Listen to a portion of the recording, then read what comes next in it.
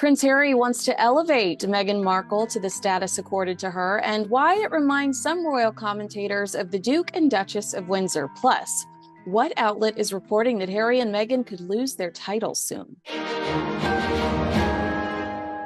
Prince Harry and Meghan Markle are back in the headlines. This time, it's their recent trip to Colombia. Meeting with local leaders and engaging in humanitarian efforts, it looked like an official royal tour. Prince Harry and Meghan Markle's trip to Colombia has inspired royal author Anna Pasternak to draw a comparison to the Duke and Duchess of Windsor. It was less than 1 year after the abdication crisis when Wallis and Edward took an ill-advised trip to Germany. Speaking to The Telegraph, Pasternak explained, "They accepted the invitation because Edward felt so hurt and angered by the way Wallis had been rejected by the royal family, and he desperately wanted her to experience the pomp and ceremony of a royal tour." She says he wanted Wallis to be addressed as HRH and for people to curtsy to her. "I'm not suggesting that Harry wants the pomp and ceremony of a royal tour, but there is a feeling that he'd like to elevate Meghan to the status accorded to her." The story of the Duke and Duchess of Windsor, the former King Edward VIII and Wallis Simpson, is one of the most captivating royal sagas of the 20th century. The couple's controversial relationship led to a constitutional crisis in the United Kingdom, culminating in Edward's abdication in 1936. Just a year later, in 1937, the newly minted Duke and Duchess of Windsor embarked on a journey to Germany, sparking a storm of controversy and intrigue. This trip, set against the backdrop of rising tensions in Europe in the shadow of Nazi Germany, remains a deeply controversial chapter in royal history. To understand the significance of the Duke and Duchess's trip to Germany, it is essential to revisit the events leading up to Edward's abdication. Edward ascended to the throne in January of 1936, following the death of his father, King George V. From the outset, Edward's reign was marked by controversy, largely due to his relationship with Wallis Simpson, an American socialite and divorcee. Wallis Simpson had already been divorced once and was in the process of divorcing her second husband when the UK media finally broke the story that had already set the United States on fire.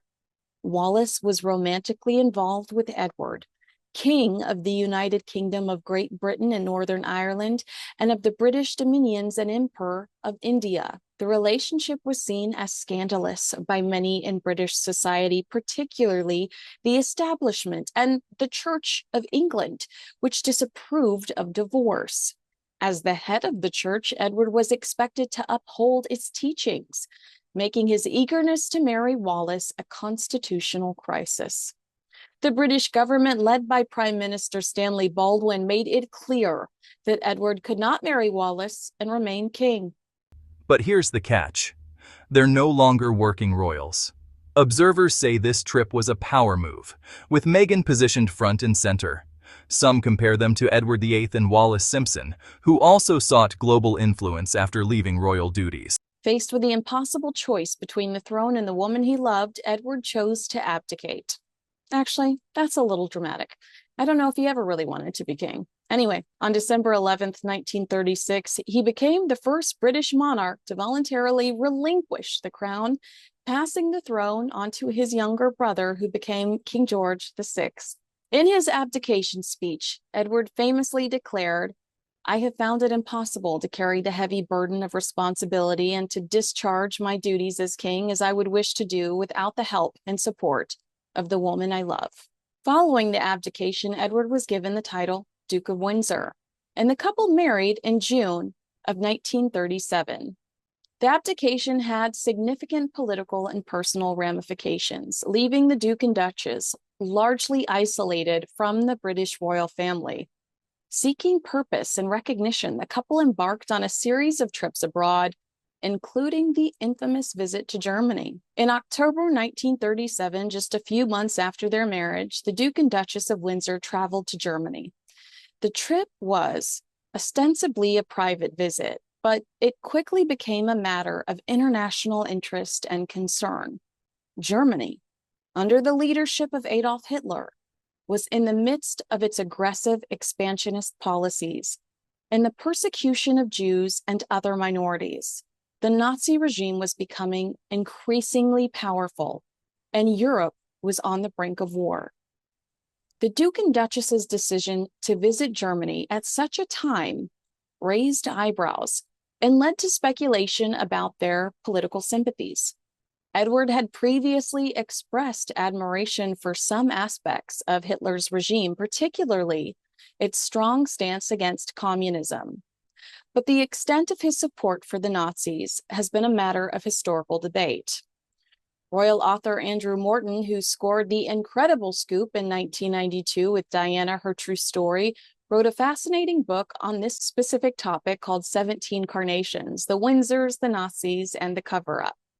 Among their circle was a German foreign minister who took such a liking to Wallis that he ordered daily bouquets of 17 carnations to be delivered to her door, rumored to signify the number of times they had slept together. During the Windsors' visit, the Duke and Duchess met with several high-ranking Nazi officials, including Hitler. One of the most controversial aspects of the trip was the warm reception that the Duke and Duchess received from the Nazi leadership. Photographs of the couple with Hitler and other leaders were widely circulated, causing a sensation in the press. Hitler reportedly admired Edward and saw him as a potential ally, or at least a figure who could influence British policy in favor of Germany. There were even rumors that the Nazis considered reinstalling Edward as king in the event of a German invasion of Britain. We'll revisit that in a moment. But could these moves further isolate Harry and Meghan from the monarchy? Reports suggest their titles are up for discussion at Balmoral this summer. The visit was seen by many as a diplomatic disaster and a public relations nightmare for the British government at a time when tensions between Britain and Germany were escalating. The sight of a former British king and his wife associating with the leaders of the Nazi regime was deeply troubling.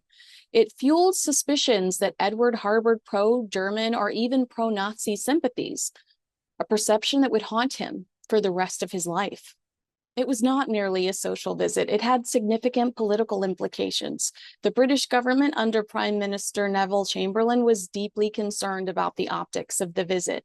At a time when Britain was pursuing a policy of appeasement towards Germany, photos of a former monarch meeting with Hitler was problematic, to say the least.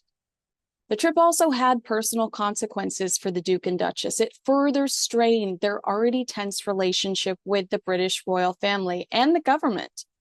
King George and Queen Elizabeth were reportedly appalled by the visit, and it deepened the rift between the brothers. The British press, which had previously been somewhat sympathetic towards Edward, turned on him, portraying the visit as evidence of his poor judgment and questionable loyalties. The controversy surrounding the trip was aggravated by the outbreak of World War II in 1939. As the horrors of the Nazi regime became apparent, the Duke and Duchess's association with Hitler and his inner circle became a source of embarrassment and scandal. The British government sought to distance itself from the couple, and they were effectively exiled to the Bahamas, where Edward served as governor during the war. The scandal was even explored in an episode of Netflix's The Crown. In Season 2, Episode 6, Queen Elizabeth II reviews documentation that details the involvement of her exiled Uncle Edward, the Duke of Windsor, and the Nazis.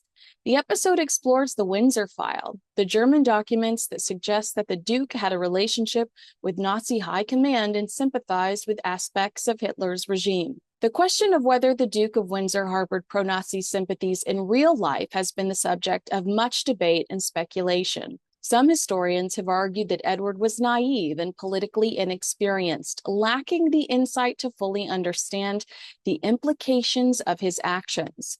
Others suggest that he was genuinely sympathetic to the Nazis, pointing to his private correspondence and statements made during the war. The actual Windsor File, recovered after the war, included references to Edward's alleged willingness to collaborate with the Nazis in the event of a German victory. Regardless of the true nature of his beliefs, Edward's actions during the 1937 trip to Germany have left a lasting stain on his legacy.